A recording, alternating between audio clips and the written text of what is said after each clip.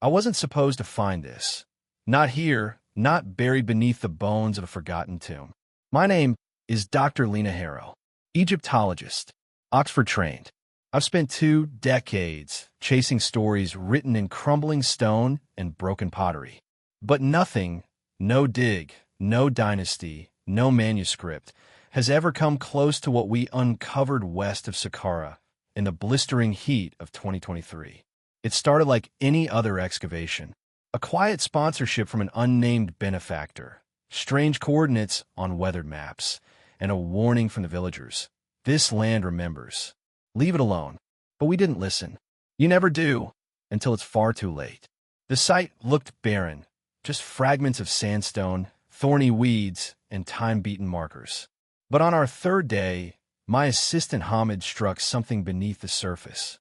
A hollow sound. Not rock, not soil, something man-made. By nightfall, we had cleared the sand away to reveal what appeared to be a sealed shaft. No markings, no sacred birds or offerings. Just a single message, carved roughly into the limestone entrance. Burn this tomb. And what it contains. Even then, we didn't stop. Inside, there was no gold, no sarcophagus. Just silence. Ancient, suffocating silence. And in the center of the chamber, a blackened linen-wrapped object inside a stone chest, sealed with hardened resin. A diary. The first page was partially burned, but the ink bled through like fresh blood. I, Pharaoh Djeser-Kai, write this not as king of Kemet, but as prisoner of my own soul. The gods have turned their backs. I have made a pact with something far older. There is no Pharaoh Djeser-Kai in any known records. No cartouche, no tempo walls, no burial registri. It's as though he never existed. But the diary told a different story. The words are desperate, poetic, not meant for readers, meant for redemption, or maybe warning. He spoke of a secret cult within his own palace. The Keepers of the Black Sun, not followers of Ra or Osiris, but something beneath the Nile, something that didn't ask for worship. It demanded silence, shadows, and blood. At night, it speaks to me in the water, a voice like cracking bone beneath sand. I gave it my son's blood, and it gave me victory. But now it wants Egypt itself. The more we translated, the colder the tomb became. Our generator began to flicker. Our backup died within minutes. Hamid disappeared that same night. We found his flashlight outside the chamber. His shoes. No signs of struggle. Just a wet smear on the limestone floor. The diary had turned to a new page. The first has been taken. The pact continues. We should have left. Burned it, as the tomb instructed. But the diary wouldn't burn. Fire hissed from its pages like steam, but the linen remained intact. Worse, it began to change. New entries appeared. In English. In my own handwriting. I stopped sleeping. Dr. Hassan began reciting names no one recognized. At dawn, he stood in front of the tomb, eyes rolled white, whispering over and over, Themek, the sleeper in stone. He remembers. He remembers. It wasn't just a diary. It was a doorway. Each word opened something. In our minds. In that tomb. Maybe in time itself. The final page read, When my name is spoken beneath the stars, the pact will resume. Burn this book. Let my sins sleep. But we had spoken his name. We had read every word. We had remembered him. And now, he remembers us. I kept the diary hidden. After we sealed the tomb and left Saqqara, I told no one what happened to Hamid. I filed an incomplete report. Wrote it off as a collapse. Dr. Hassan? I had him sedated and flown back under medical emergency codes. He hasn't spoken a word since. But I still had the book. It shouldn't have followed me. But it did. Back at Oxford, strange things started happening. My flat, always silent, began to echo at night. Echoes that didn't match my footsteps. Whispers under running water. My faucet hissed words that weren't mine. My dreams bled into waking life. And then came the blood. In my bathwater. On my pillow. Under my fingernails. The diary sat on my desk, never moved, never opened. Yet every morning it showed a new page. A new entry. Not written in Demotic anymore. Now it was in English. Still in my own handwriting. You brought me across the sea. You offer me to the west. I remember. You remember. And now they will remember too. The page turned on its own. That night, I woke up standing in the middle of the Botanic Gardens, barefoot, with soil in my mouth and my nails blackened with something old.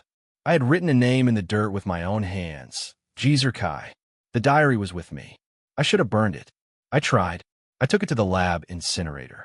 The fire blazed, the paper blackened, and then the flames recoiled. It screamed. The fire screamed like a dying man drowning in sand.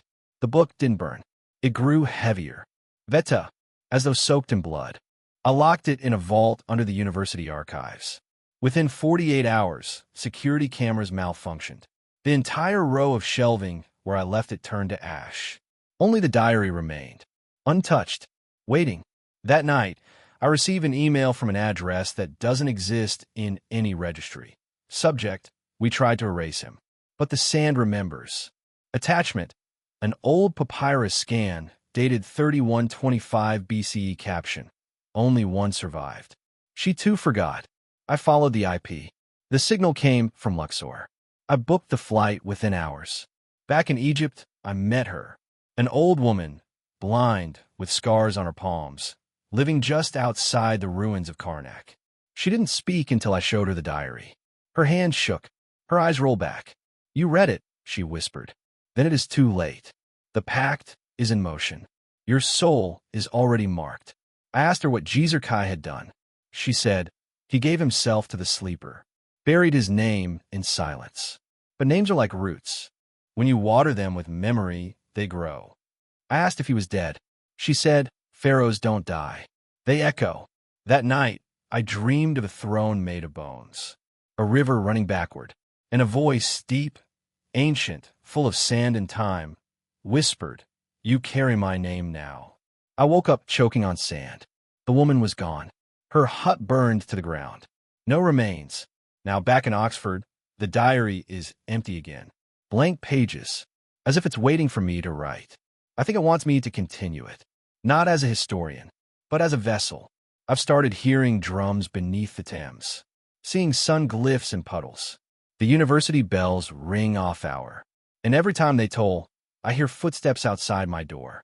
Last night, they stopped. The door creaked open. I didn't look, but I know he's here now. Djeser-Kai. He doesn't need temples. He doesn't need Egypt. He just needs someone to remember him. And I did. Now you have too. They say memory fades. But ever since I returned from Egypt, mine sharpens with every passing day. The diary is no longer just a book. It's a conductor. It pulses, it breathes, it waits. And I'm no longer alone. Last night, I was contacted again. This time, not through email or hallucination, but in person. A man in a charcoal robe appeared at my office door. He had no shadow, no deflection. He called himself Khaled El-Memra, a name that translates loosely to the preserver of echoes. He claimed to be the last living member of a splinter order once sworn to the cult of the Black Sun. We never worshipped the sleeper, he said. We contained him. He told me the truth the papyri refused to speak. Pharaoh Djeser-Kai was never erased by enemies. He erased himself. The cult had found something buried beneath the Nile's first split, a forgotten tomb that predated the pyramids. Inside, a creature of language and rot, Themek, the sleeper in stone. Not a god, a parasite, an ancient entity that lives through memory, through repetition, through names spoken aloud. And Djeser-Kai gave him one thing no other mortal had, a name that could survive dynasties. Khaled warned me. Every time I read a page, every time I told someone Djeser-Kai's story, I was feeding the echo. The sleeper doesn't want sacrifice. It wants amplification, spread, legacy. He gave me a box. Inside, an obsidian blade and a scroll made of human skin. The scroll contained a ritual, not to destroy the diary, but to absorb it. It cannot be burnt. It must be buried inside you, he whispered. Only by binding your soul to the words can you stop the echo from reaching others. I hesitated. Then I looked out the window. Across the street, a child was scribbling the name Djeser-Kai on the fogged glass of a bus stop. He had never heard it before, but the diary was already teaching him. The decision wasn't mine anymore. That night, I entered the chapel basement of the old Ashmolean crypts. Alone, with the diary, with the blade. With the scroll, I chanted the words. I drew the sigil. I bled onto the cover. The pages turned, faster and faster, until they screamed. A final line appeared. The echo returns to the blood. The name sleeps once more, but not forever. Then silence. The diary turned to dust in my hands. It was done, or so I thought. In the days that followed, I forgot how to pronounce my own name. Mirrors warped. Time skipped. I could no longer dream. And yet, I felt lighter, as if I had taken something terrible out of the world and locked it inside me. But tonight, something changed. The mirror in my room cracked. My blood turned to ink in my veins. And a single word appeared on my ceiling in dripping black. Echo.